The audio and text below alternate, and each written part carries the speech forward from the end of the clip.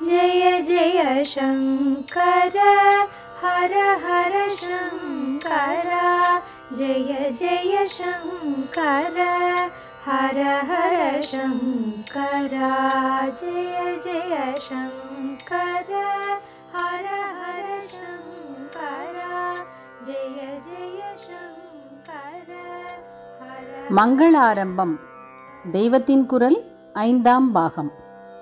தேவரும் தொழும் தெய்வம். ஆனைக்கா ஆனைமுகன்.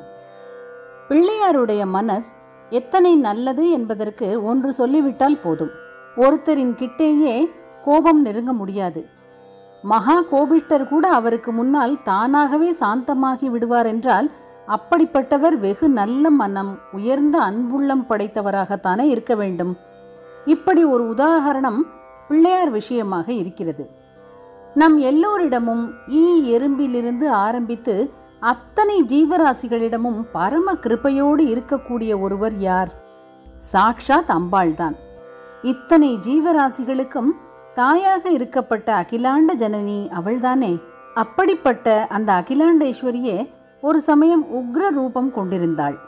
ஜம்புகேஸ்வரத்தில், அதாவது திருவானைக்காவில் இருக்கப்பட்ட அகிலாண்டேஸ்வரி கலிகாலத்தில் ஜனங்கள் போகிற போக்கை பார்த்து இப்படி உக்ர கோலமாக ஆகிவிட்டாள். சகல சக்தியும் அவள்தான் ஆகையால் அன்பில் பரம சௌமியமான லலிதாம்பாளாக இருக்கப்பட்ட அவளே கோபம் வந்தால் அதன் உச்சியில் காளியாயிருப்பாள். இப்போது அப்படித்தான் ஆகியிருந்தாள். கலியை கட்டுப்படுத்தி வைப்பதற்காக அவதாரம் செய்திருந்த நம்முடைய ஆச்சாரியாள் அங்கே வந்தார். பரமேஸ்வர அவதாரமானதால் அவரால் உக்ர கோலத்தில் இருக்கிற அம்பாளிடமும் போக முடியும். ஆனாலும் அவர் இந்த சந்தர்ப்பத்தை பயன்படுத்தி கொண்டு பிள்ளையாரின் அன்பு மனப்பெருமையை உலகத்துக்கு தெரிவிக்க நினைத்தார். அதனால் அம்பாளுக்கு நேர் எதிரே கோவில் முடிந்து மதில் வந்துவிடுகிற அவ்வளவு தூரத்திலே பெரிசாக ஒரு பிள்ளையாரை பிரதிஷ்டை பண்ணிவிட்டார்.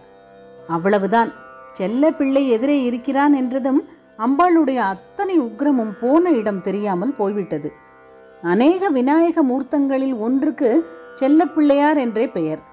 அப்படிப்பட்ட பிள்ளையின் அன்பு மன விசேஷத்தால் அம்பாளுக்கும் கோபம் போய் வாத்சல்யம் பிறந்தது.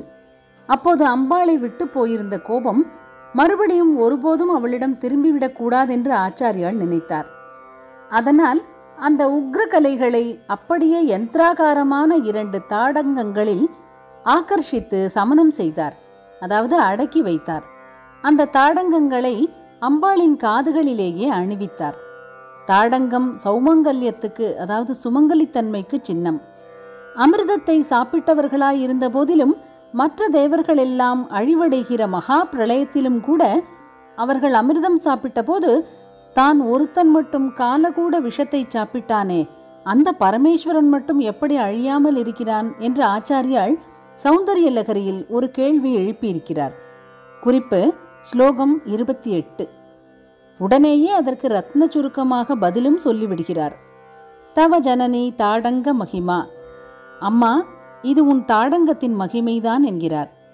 இப்படி அவளுடைய பாதிவிரத்திய, அதாவது கற்பு நெறி பெருமைக்குரிய தாடங்கத்தில் உத்திரகலையை ஆக்கர்ஷித்ததோடு அதற்கு முந்தியே அவளுடைய வாத்சல்ய பெருமையை காட்டுவதாக பிரியவத்சனான பிள்ளையாரை அவளுக்கு முன்னால் பிரதிஷ்டை பண்ணிவிட்டார்.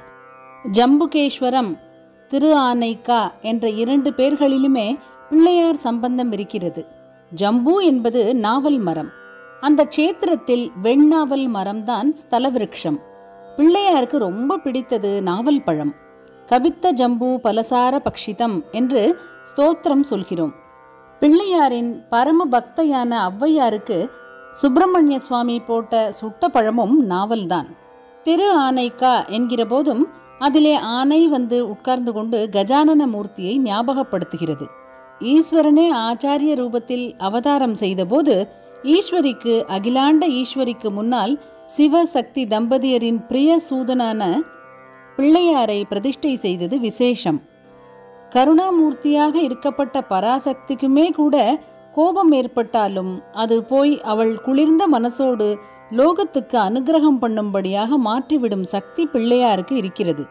சக்தி என்றால் அவர் ஏதோ பெரிசாக மந்திரம் போட்டோ அல்லது வேறே ஏதோ பண்ணியோ அந்த பராசக்தியை மாற்ற வேண்டும் என்றில்லை. இவர் அவள் கண்ணிலே பட்டுவிட்டால் அதுவே போதும். அன்பே வடிவமான விநாயக ரூபத்தை பார்த்த மாத்திரத்தில் அம்பாளின் கண் வாத்சல்ய வருஷம் பொழிய தொடங்கிவிடும். அத்தனை நல்ல மனஸ் அவருக்கு. சுமனசாகிய அவரை வாகீசாதி சுமனசர்கள் நமஸ்கரித்தே சகல காரிய சித்தி பெறுகிறார்கள். ஜெய ஜெய சங்கர, ஹர ஹர சங்கர. மகா பெரியவா சரணம். जय जय शंकर, हर हर शंकर. जय जय शंकर, हर हर शंकर. जय जय शंकर.